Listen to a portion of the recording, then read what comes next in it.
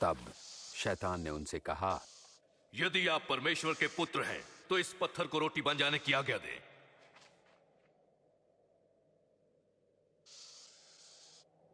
ये लिखा है, मनुष्य केवल रोटी ही से नहीं पर परमेश्वर के हर वचन से जीवित रहेगा।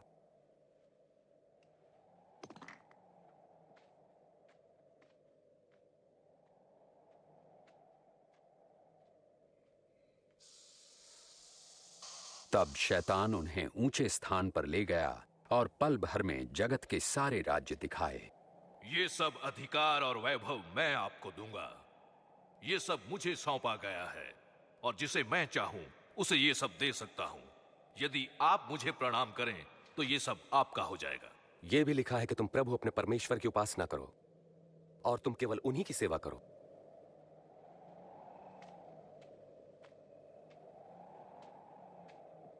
फिर शैतान उन्हें यरूशलेम आराधनालय के गुंबद पर ले गया। यदि आप परमेश्वर के पुत्र हैं तो अपने आप को यहां से गिरा दें, क्योंकि पवित्र शास्त्र में लिखा है कि परमेश्वर अपने स्वर्गदूतों को आज्ञा देंगे कि वे आपकी रक्षा करें। वे आपको हाथों हाथ उठा लेंगे ताकि आपके पांव को पत्थर से ठेस तक न लगे।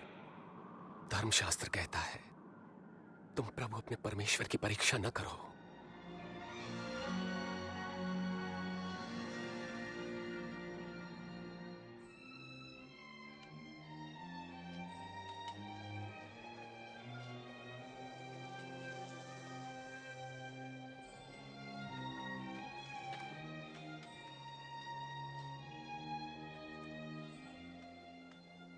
फिर यीशु नासरत आए जहां वो पले बढ़े थे।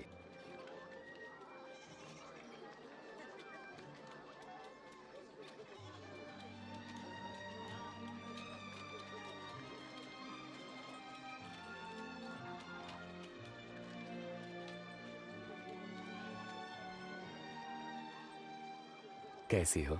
अच्छी हूँ।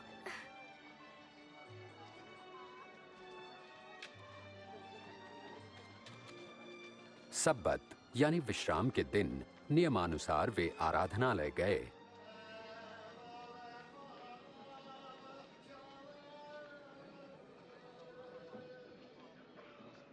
और उन्हें यशायाह भविष्यवक्ता की पुस्तक से एक भाग पढ़ने को कहा गया।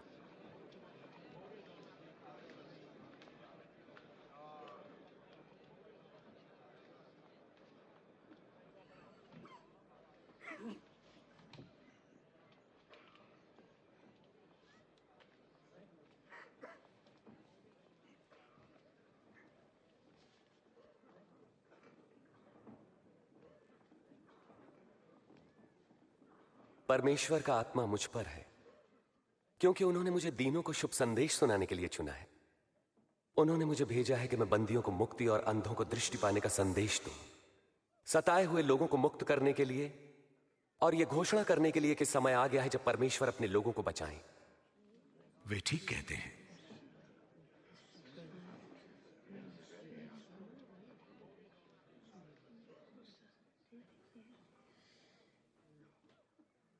आज धर्मशास्त्र का यह लेख पूरा हुआ जैसा तुमने अभी सुना। क्या परमेश्वर का वचन सच्चा ठहरा? ये प्रतिज्ञा तो केवल मसीह ही पूरा कर सकते हैं। हम कैसे जानेंगे? निसंदेह तुम मुझसे यह कहावत कहोगे, वैद्य जी स्वयं को चंगा करो। तुम मुझसे यह भी कहोगे, अपने शहर में भी वही करो जैसा हमने सुना आपने कफरनहूम में किया। मैं तुमसे कहता हूं कि कोई भी भविष्यवक्ता अपने शहर में सम्मान नहीं पाता। इस प्रकार यीशु ने अपना परिचय परमेश्वर द्वारा अभिषिक्त संसार के उद्धारकर्ता के रूप में दिया, परंतु यहूदियों ने उन्हें मसीहा स्वीकार नहीं किया। उन्हें लोगों ने पहाड़ी से गिराना चाहा, परंतु वो भीड़ से निकलकर अपनी राह चले गए।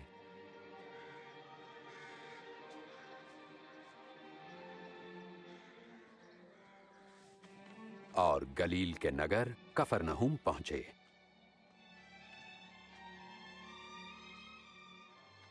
उस समय देश रोमी साम्राज्य के अधीन था और लोग उनके अत्याचार से छुटकारा पाने के लिए मसीहा की प्रतीक्षा में थे।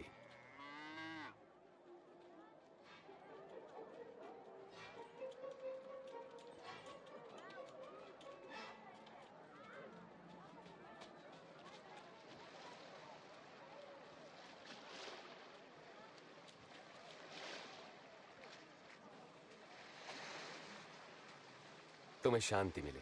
आपको भी स्वामी। तुम्हारी नाव में आ सकता हूं शिमोन? क्यों नहीं? यीशु हमें छोड़कर नहीं जा रहे हैं ना? स्वामी हमें कुछ बताइए। हमें कुछ बताएं। प्रभु यीशु हमें उपदेश दें।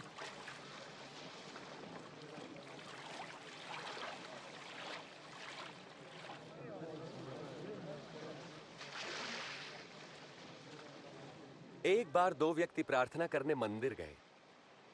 एक धार्मिक गुरु और दूसरा चुंगी लेने वाला था। धार्मिक गुरु अलग खड़ा होकर यूं प्रार्थना करने लगा, परमेश्वर मैं आपका धन्यवाद करता हूं कि मैं दूसरों की तरह लालची, बेईमान और व्यभिचारी नहीं। मैं आपका धन्यवाद करता हूं कि मैं इस चुंगी लेने वाले जैसा नहीं। सप्ताह में 2 बार उपवास रखता हूं, आमदनी का 10वांश आपको देता हूं। परंतु चुंगी लेने वाले ने दूर ही खड़े होकर स्वर्ग की ओर आंखें उठाए बिना अपनी छाती पीट पीट कर यह कहा, हे परमेश्वर मुझ पापी पर दया कर। मैं तुमसे कहता हूं, धार्मिक गुरु नहीं परंतु यही चुंगी लेने वाला परमेश्वर की दृष्टि में धर्मी ठहरा और अपने घर गया। जो अपने आप को बड़ा मानेगा वो छोटा किया जाएगा, परंतु जो अपने आप को छोटा मानेगा वो बड़ा किया जाएगा। अपनी नाव को वहां गहरे पानी में ले चलो और अपने साथियों के साथ मछलियों के लिए जाल डालो। ओ स्वामी, हमने सारी रात कड़ा परिश्रम किया परंतु कुछ न पकड़ा। यदि आप कहते हैं तो मैं जाल डाले देता हूं। याकूब, यूहन्ना,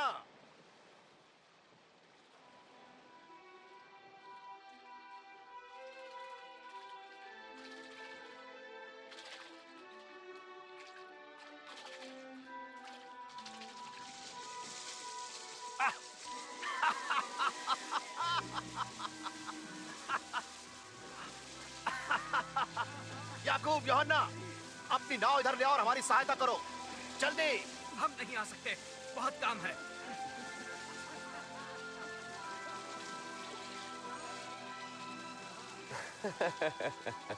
बस काफी है।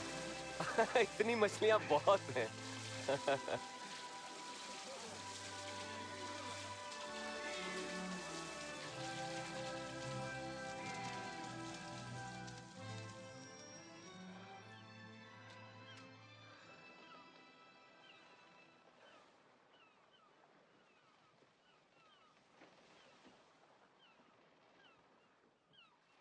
प्रभु, मेरे पास से चले जाइए। मैं एक पापी मनुष्य हूं। तुम डरो मत, अब से तुम लोगों को मेरे पास लाओगे।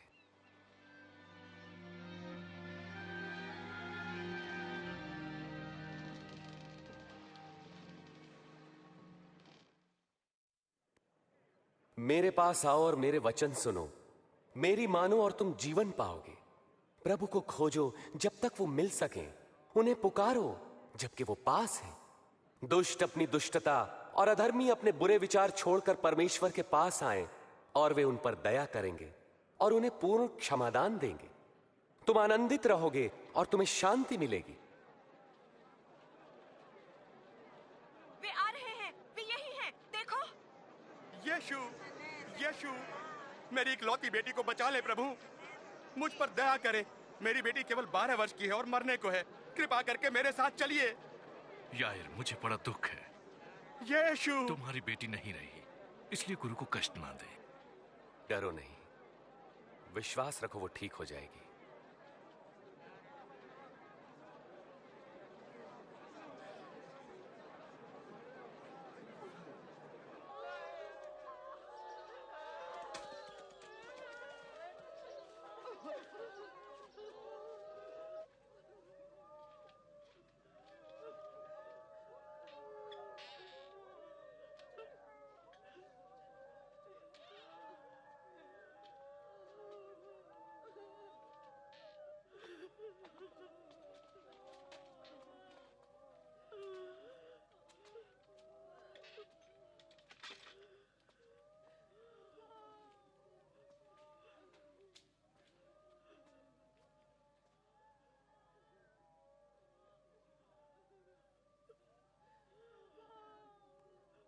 तुम रो मत, वो मरी नहीं है, वो तो बस सो रही है।